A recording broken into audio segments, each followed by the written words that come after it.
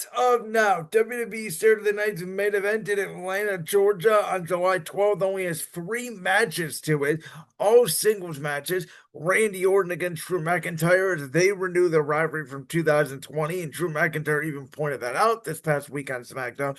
LA Knight against the visionary Seth Rollins, and then, of course, the return of Oldberg against Gunther for the World Heavyweight Championship.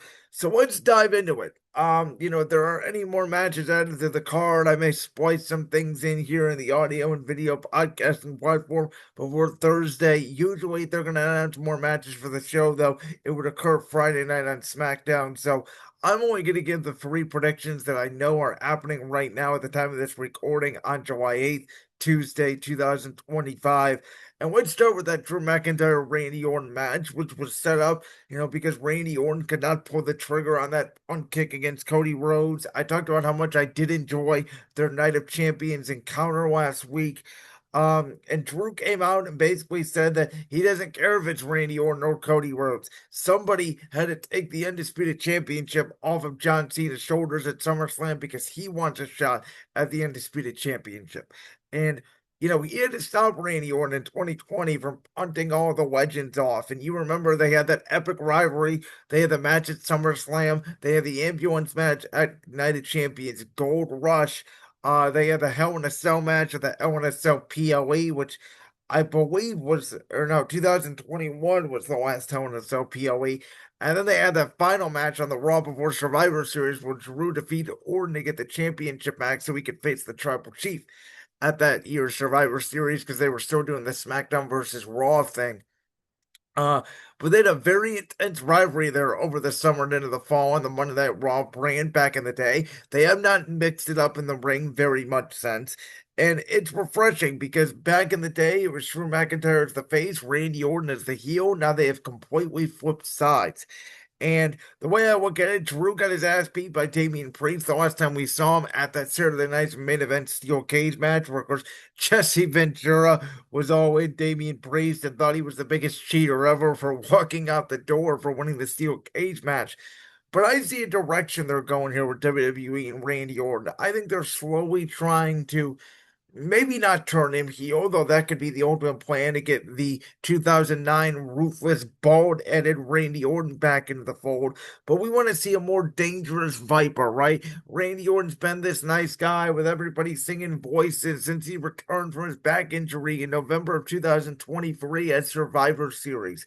And, Orton's had world championship matches, right? He had the U.S. championship with Logan Paul and Kevin Owens at WrestleMania. He had the King of the Ring match against Gunther. He lost the world title match at Bash in Berlin. He had the King of the Ring match against Cody Rhodes. Of course, earlier in 2024, he had the Undisputed Championship Fatal 4-Way with Roman Reigns and LA Knight and AJ Styles.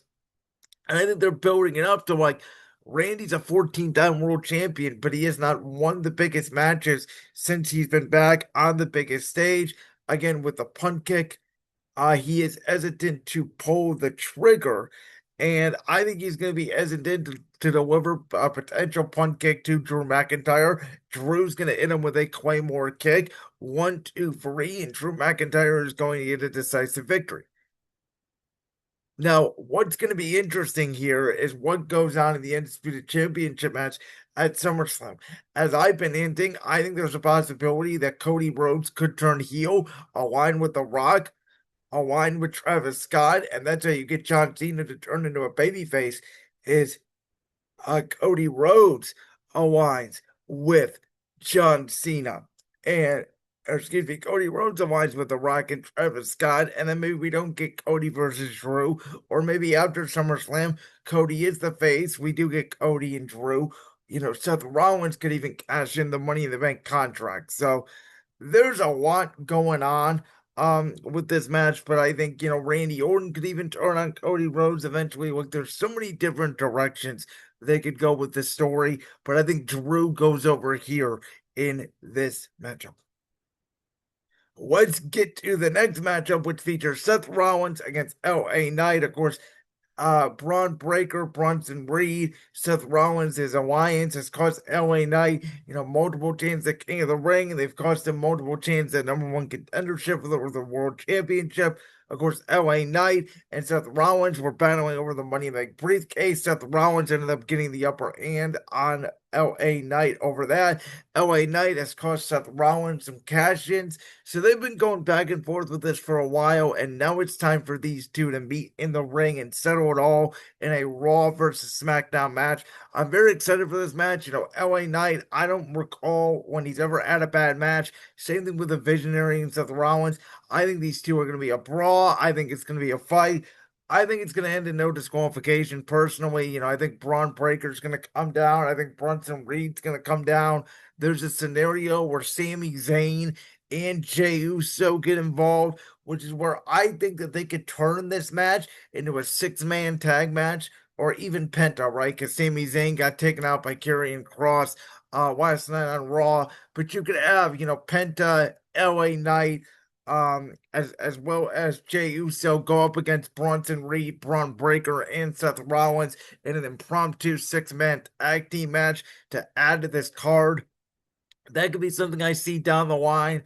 They could do another one of these Seth Rollins LA Knight matches, extend the feud here in the SummerSlam, and even after LA Knight could pick up a victory over Seth Rollins, Rollins could still cash in the Money in the Bank briefcase the way he did when he lost to Randy Orton at WrestleMania 31 and cashed in on the same night to win the World Championship from Roman Reigns and Brock Lesnar. So I think it's going to be a very fast match. I think it's going to be, physical. LA Knight's going to do his stuff. It's going to look like he's going to win. Breaker and Bronson Reed is going to get involved after a BFT to the Visionary.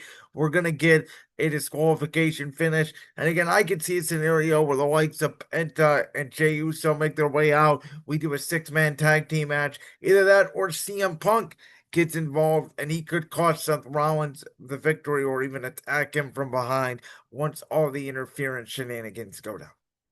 Then we get to Goldberg and Gunther for the World Championship. OLDBerg in his retirement match. I get it. It's Atlanta, Georgia. I know he's wanted Gunther to be his final opponent. Listen, I don't think there's going to be anything spectacular. I think OLDBerg is going to come down. He's going to do his shove. He's going to give Gunther one spear. He's going to give Gunther one jackhammer. I would love it if Gunther would immediately pop up and turn it into a Kimura lock like Brock Lesnar or even a sleeper hold. Though I don't think Goldberg is going to want to tap out in his final match. The fact that it's for the World Championship, I think is a dead giveaway that Gunther is retaining the championship. I think it's going to be Gunther against CM Punk for the World Championship in the main event of SummerSlam Night 1. Now, if this was a non-title match, I could see Goldberg winning, but I also think it would hurt Gunther. Gunther has flat out said that Goldberg is washed. Yes, Goldberg gave him one right hand, but that's all the man can do. I mean, he's limping down to the ring. It's whatever. I am shocked how much of a crowd pop he's gotten. Clearly, the nostalgia is there. I think people are starting to realize that, holy shit, this is the last time I'm going to be able to see this icon. So, because of that, let's cheer the hell out of him. Again, I think one spear, one jackhammer. Gunther kicks out. We get a couple of quick power bombs. I don't think it's going to be anything quick. Gunther will win the match. Afterwards, Goldberg will stand in the ring and do the bow, and everybody will be chanting Goldberg. Well, I will be chanting OLDBerg. As in my opinion, Goldberg never recovered from beating Brock Lesnar at Survivor Series 2016. Should have been the last part. It should have been his retirement match right there. He hasn't had a good match since. He can barely move. You can see his knees are aching. You can see his hip is aching. It's whatever. Gunther's going to put him over. Gunther's great in everything he does. There's going to be some shock factor, right? There's going to be a moment that we're going to think, oh my God, there's a chance Gunther's going to lose. But in the end, Gunther retains. So I do have Gunther retaining the World Championship against Goldberg, as I already mentioned. I also think Seth Rollins and LA Knight. I think that match is going to get thrown out. There's going to be interference. CM Punk may even make an appearance. They could even do an impromptu six-man tag between Jey Uso, Penta, and LA Knight against Rollins, Breaker, and Bronson Reed. And then I do think Drew McIntyre goes over with a Claymore on Randy Orton as they are setting up Randy Orton eventually turning heel with all the losses he has suffered recently. Like that clip from the Brandsworth podcast? If so, make sure you go down there and hit that subscribe button. While you're down there hitting the subscribe button, make sure to also hit the notification bell so you never miss another upload. And make sure you check out all the other clips from the Brandsworth podcast right here on YouTube.